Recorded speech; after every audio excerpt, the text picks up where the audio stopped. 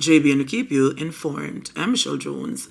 Before we get into the news, please remember to like, subscribe, leave a comment, and to share the news with someone today.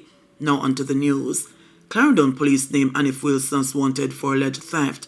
The Clarendon police have named Anif Wilson, also known as Bigger or Biggin, as wanted in connection with the case involving breaches of the Larceny Act. Wilson, who is some newborns in the parish, has been urged to surrender to detectives at the Maypen police station by 5 p.m. on Monday, March 24, a police statement said on Saturday.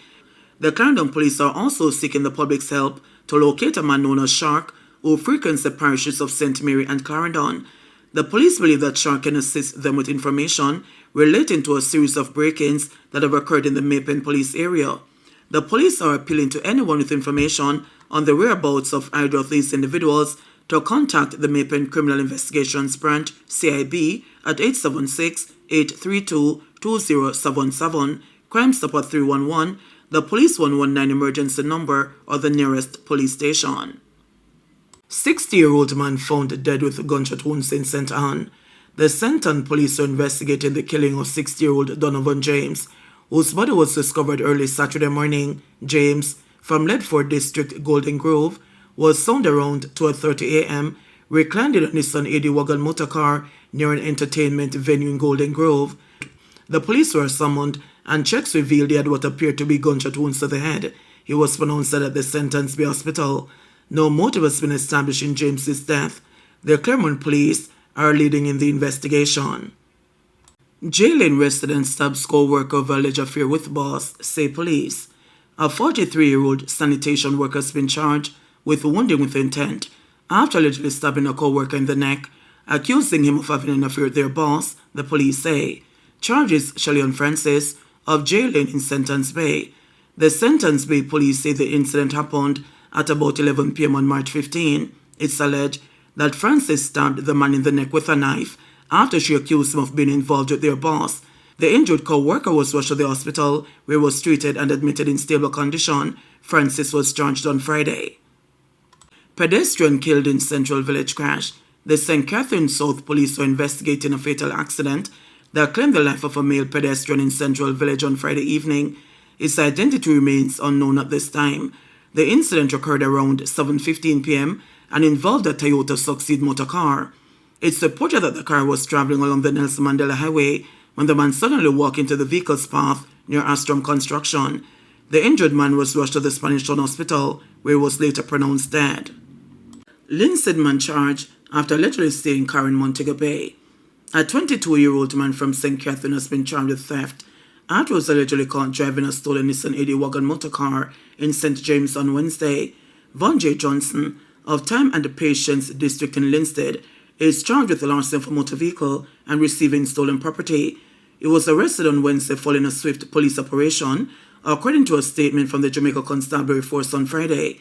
Reports from the Montego Bay police indicate that around 9:30 p.m., a man parked and securely locked the car along Kent Avenue in Montego Bay before heading to work. However, upon returning, he discovered that the vehicle had been stolen.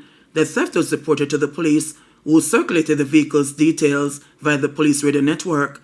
Later that night, a patrol team in St. James spotted the stolen car being driven along the Hague Main Road and intercepted it, with a Johnson allegedly behind the wheel.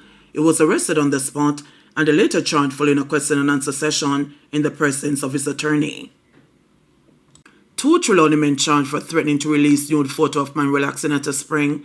A licensed farmer and another man were facing charges after allegedly using a gun to threaten a man at a spring and robbing him of his phone when he refused to leave the water in Trelawny on Tuesday.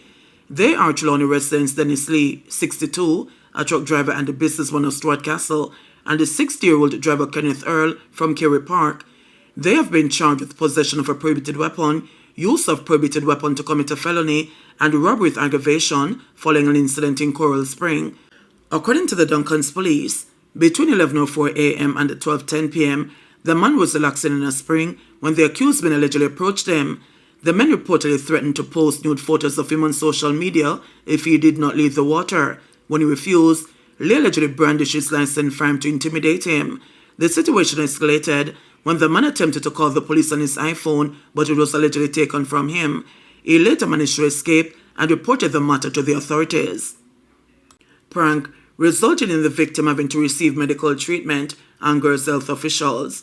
The Southern Regional Authority is urging the public to be mindful of pranks after a man had to seek medical attention recently when his hands were glued to the steering wheel of his car in what the perpetrators deemed a joke. The authority said in a statement on that prank, which involved a couple, required several hospital staff members to attend to the situation. It added that the health system is already facing immense pressure, and pranks like these, which result in medical emergencies, place additional burdens on the staff members and the resources of the health sector. The agency is also appealing to the public to refrain from recording and sharing videos of healthcare workers and patients in public health facilities without consent, describing the act as unlawful. It said a video was recorded of the prank and later uploaded to social media. Security guard charged in alleged $5.7 million bank fraud scheme in Portland. A Portland security guard has been charged in connection with the multi-million-dollar fraud scheme in which a woman's bank account was allegedly accessed while she was overseas. 26-year-old Dwight White of Orange Bay has been charged with simple larceny, conspiracy to defraud, and unauthorized access to computer data following an investigation by the Port Antonio police. It's alleged that a total of $5,739,000 was fraudulently transferred, a police statement said on Friday. According to the police, on Tuesday, August 20, 2024, an individual impersonating the woman contacted her financial institution and requested that funds be transferred to the accounts of other members of the institution. The scam was later uncovered, leading to an investigation that implicated 5 people. 3 have already been charged. White was arrested on Monday. Authorities continue to warn financial institutions and customers to remain vigilant against fraud schemes. Gardner sentenced to 7 years of brutal stabbing of elderly employer and tenant. A Gardner viciously stabbed his elderly employer and her tenant multiple times in a fit of rage, was sentenced to 7 years and 1 month in prison on Wednesday, just a day before his 60th birthday. Roy Simpson, a long-term employee of the now 89-year-old retired nurse, attacked her and her tenant at their Norbrook home in St. Andrew on April 6, 2020. The elderly woman claimed Simpson assaulted her after she resisted his attempt to pull down her trousers, but he denied this, instead blaming the attack on an argument over the grooming of her dog. On Wednesday, Justice Leighton Pusey handed down the sentence in the Home Circuit Court, ordering Simpson to serve 7 years and 1 month for 2 counts of wounding with intent and 2 years for indecent assault. The sentences will run concurrently. According to the prosecution, Simpson arrived for work that morning and was allowed inside. However, he reportedly disregarded his employer's instructions not to follow her into the house. Once inside, he reportedly grabbed her from behind and attempted to pull down her trousers. When she resisted, according to the prosecution, Simpson pulled a knife and stabbed her multiple times in the chest, right breast, and left arm. As she screamed for help, her female tenant rushed to her aid, only to be attacked as well. The tenant tried to flee but fell, and Simpson pounced, stabbing her in the chest, breast, and shoulder. Despite her injuries, the tenant managed to escape, locked herself in her room, and called the police. Simpson fled the scene, but was later found at the Grand Spin police station, where he was identified by the victims and arrested. During sentencing, Simpson's attorney, Delphine Golding Jenkins, argued that the attack was not premeditated. She claimed her client acted out of anger after his employer ordered him to clip her dog's nails, a task outside her usual duties. Simpson, she said, was hesitant because the dog didn't like him. Despite his reluctance, his employer literally thrust the dog and nail clipper at him. The dog bit and scratched Simpson, causing him to drop it, which reportedly enraged his employer, leading to a heated exchange. Millard, he said the complainant became very enraged at him for dropping the dog and hurled hurtful and degrading insults, Jenkins told the court.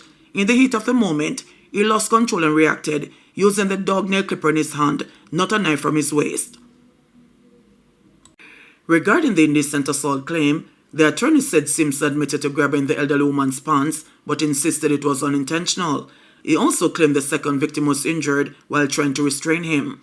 While acknowledging Simpson's long history of employment with the victim, the judge emphasized that he had the option to leave rather than resort to violence.